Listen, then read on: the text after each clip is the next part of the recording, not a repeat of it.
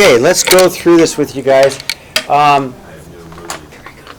Make it quick. I'm going over the review. Okay. So number one, rewrite the polynomial in standard form.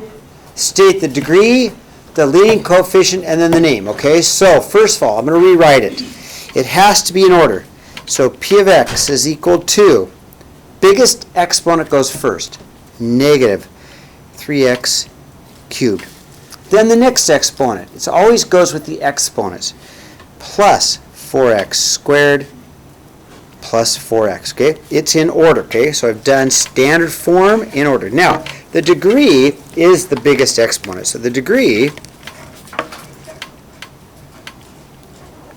is 3.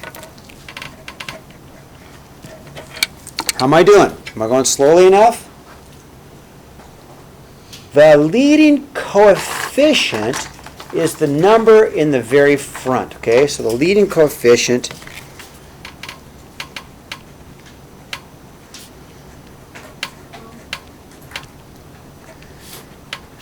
is my negative 3. Let me highlight that so you can see it.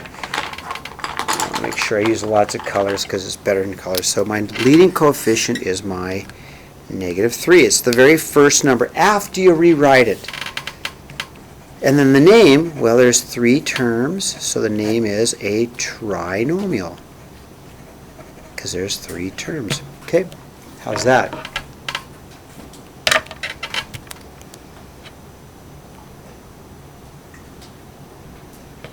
Now, number 2, I always make mistakes with subtract. I'd like to make it add so I don't make mistakes. So for me, I know that I'm going to have to subtract negatives, so I'm just very careful to say first, let's just bring the negative through. I like to do this. If you're super smart, super genius, you might not need to do this, but I do. So I bring through the negative, negative 4x, positive 4x squared, which I would have messed up, and a negative 5. And then I'm going to put everything down and add the ones that are the same.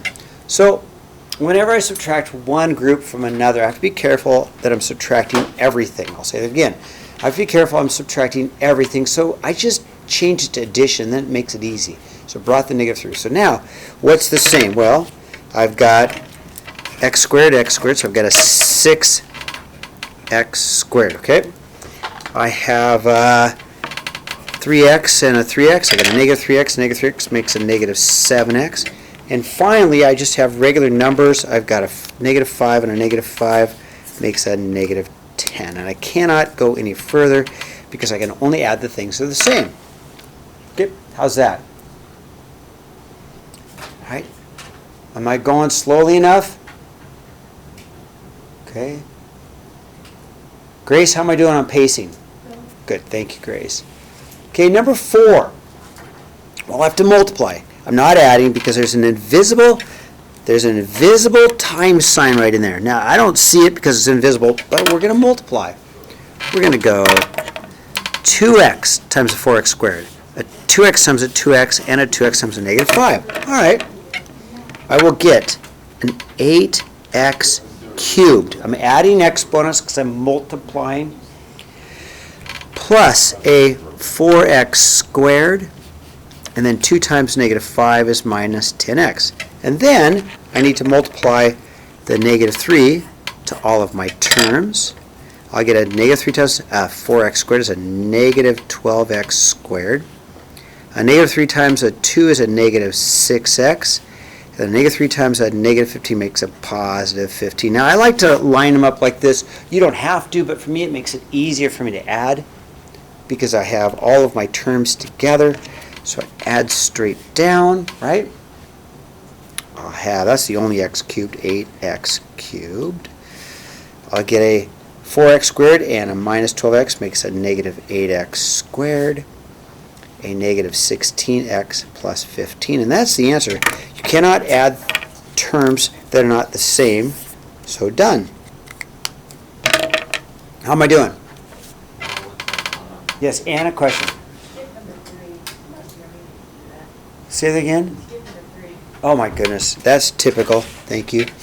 I know. What's going on here? Thank you, Anna. So, to do number 3, let's write it twice 2x minus 5 times another 2x minus 5. Thanks, Anna. And I'm just going to multiply 2x times 2x, 2x times 5, and then I'll go negative 5 times 2x and negative 5 times negative 5, right? We know how to do this. The trick on this problem is to remember to write it twice because you'll get a middle term, right? So then I'll get a 4x squared minus 10x minus another 10x plus 25, right? My two middle terms are the same. I can combine those to make a negative 20x. So I'll have an answer of a 4x squared minus 20x plus 25. How's that? Can you do that tomorrow? There's a lot of this I think you're going to find is pretty easy, okay? All right, number 5 can be the easiest if you remember. Common factor. So I'm going to make myself a little note. This is common factor, okay? So if I common factor, what do they have in common? Well, yeah, they've got a multiple of 3 and an x. I totally agree, Scott. So you take out the common 3x. What's left? What's left inside? Well, if I took out the 3, 3's gone. Took out an x out of x squared, so I'll have an x left over. 3 goes into 12 4 times, and I took out its x. That's it. It is factored.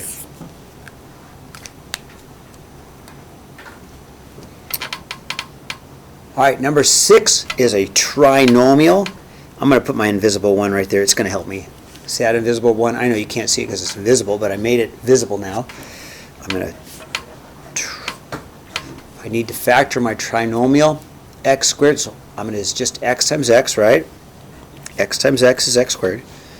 42, how about 6 and 7? 6 and 7, if I have a negative 7 and a positive 6, they should multiply to make a negative 42 and add to make the negative 1.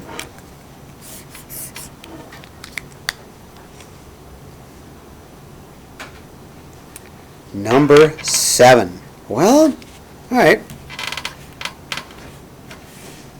I'm going to try 3x and 2x. And if I'm wrong, I'm going to use my pencil. If I'm wrong, I'm going to have to erase. Let's see, 5 and 1. 5 will make a 10, and that'll make a 3, but I think I'm going to need bigger than that. I think I'll put the 5 here and the 1 here. I'm going to check my double smiley. I think I'm going to do that, right? Let me check my double smiley, okay? Double smiley. All right, I'm going to get a 15, my double smiley, 15x and a 2x. Oh, that could make a 13, couldn't it? 15 and 2. If I had a negative 15 and a positive 1, I should be able to get my negative 13. That works. I had to think about it, didn't I? Had to think about it. But that will work. That'll multiply to make my 6x squared minus 13x minus 5. All right, 8. 4 terms. That's what we did yesterday. 4 terms. Remember what I said? 4 terms, what are you going to do? Remember 4 terms? What are you going to do? Yeah, good. We're going to do it by grouping, so we're going to divide it in 2 parts. I agree. So I'll put these 2 together and these 2 together, right? 4 terms, do it by grouping. What I see is I have a common multiple of 3 and an x squared out of the first 2 terms, right? So I'm just looking at the first 2 terms only, okay? Only. So if I take out a 3x squared, I'd have a 2x plus 1, right? Is it plus 1 or plus 1? No, it's just plus 1. Good. Thanks, Scott, because I took out the x squared, right? Now on the second part, they could almost look the same if I took out a negative 1, right? If I took out a negative 1 here, they'd look the same. You see what I'm saying? If I take out a negative 1, then I would have a 2x plus 1. And my goal is to make the 2 parts, the 2 groups, the same, which is what I did. I took out a negative 1. I got the 2 groups the same. And then, what do the 2 groups have in common? Well, shoot, they've got a 2x plus 1 in common, right? So 2x plus 1 in common, and then what's left over would be a 3x squared minus 1. How am I doing?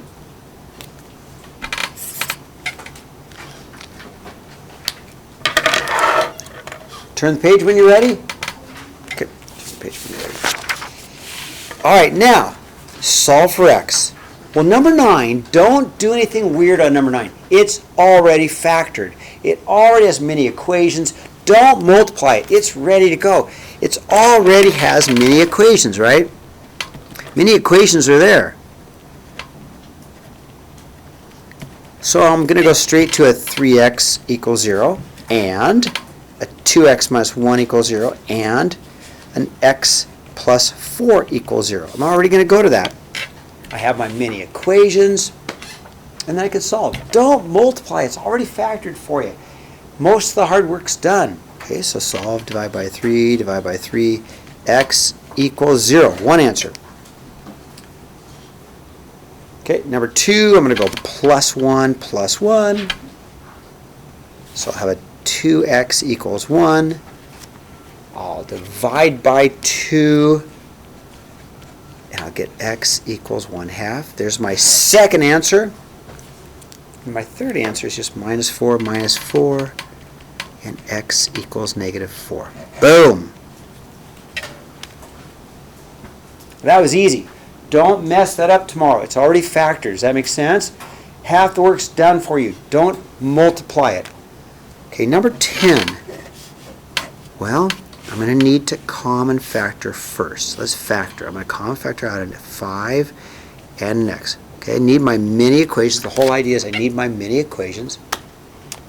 So I pulled out a 5x. If I common factor out of 5x, I'd have an x minus 3. Okay, good. Now we have many equations. So let's solve our many equations. 5x equals 0. And an x minus 3 equals 0, right? Divide by 5. One answer is 0. Plus 3, the other answer is 3. Okay? How's that? Not too bad? Does this seem easy? I hope. We've been doing this for like almost a month, haven't we? Just about a month. Okay, 11. Well, it has to equal 0. It absolutely has to equal 0. If we're solving and we're finding zeros, we have to make it equal 0. So I'm going to bring over and I'm going to subtract my 2x. I'm going to bring over the 8. So to bring them over to make it equal 0, I'm going to subtract it. So I have an x squared. I'm going to subtract a 2x. I'm going to subtract an 8. And now it equals 0. So we're finding zeros, make it equal to 0. Finding zeros, make it equal to 0. So now I can factor, because I need my many equations. Wait, could you not subtract x squared? You could. It makes it harder to factor. Yes, you can. So it's just easier to subtract 2x and 3. I like a positive x squared, Scott. It's just easier to factor, because I'm just going to go straight to x and x, right? It can be done the other way, though. Okay, it can. I'm going to use a -4 and a positive 2 because those two numbers will multiply to make -8. Here's my -8, but add to make the -2. Of course, now I have my many equations and I can solve it. X minus 4 equals 0, right? X plus 2 equals 0. And the solving's easy. Plus 4, x equals 4. Minus 2, x equals -2. Okay? Boom.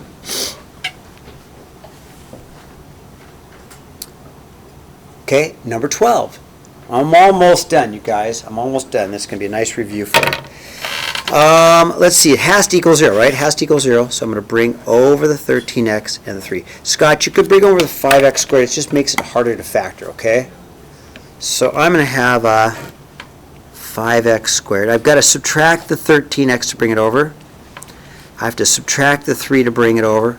So now it equals 0. So equal 0, factor, mini equations, solve, okay? Factor, because I need my mini equations. Well, probably a 5x, x. I think we did this one. 3 and 1. Is that going to make 15, 13? That's going to be 15 and 1. No, that's not going to do it. Maybe it's 3 here and 1 here. All right? That's 5. Oh, my goodness. Did I make a problem that won't factor? Uh-oh. Wow. It should be 14. This should be a 14, huh? Right? I think I made a problem that won't factor. Well, bummer. We don't have to do this one then if it doesn't factor. Yeah, scribble it out. Sorry, guys. I made a problem that doesn't factor. We will learn how to do that next chapter, how to solve those, okay? All right, on to 13. Draw a rectangle, okay? Draw a rectangle. So it has a length 2 times, it has a length 2 less than 3 times its width. Okay, so here's how comparison problems work. It tells us a bunch of stuff about the length. The length, blah, blah, the length, blah, blah, the length. But we don't know anything about the width. So make the width the unknown. I don't know anything about the width. You agree? I know nothing about the width, so make the width x. I know nothing about the width. Now the length is going to be 3 times that minus 2. I know area has got to be length times width. I know that. So I know I'm going to write area equals, let's see, I'm going to have a x times 3x minus 2, or if I simplify it, I've got a 3x squared minus a 2x. Good?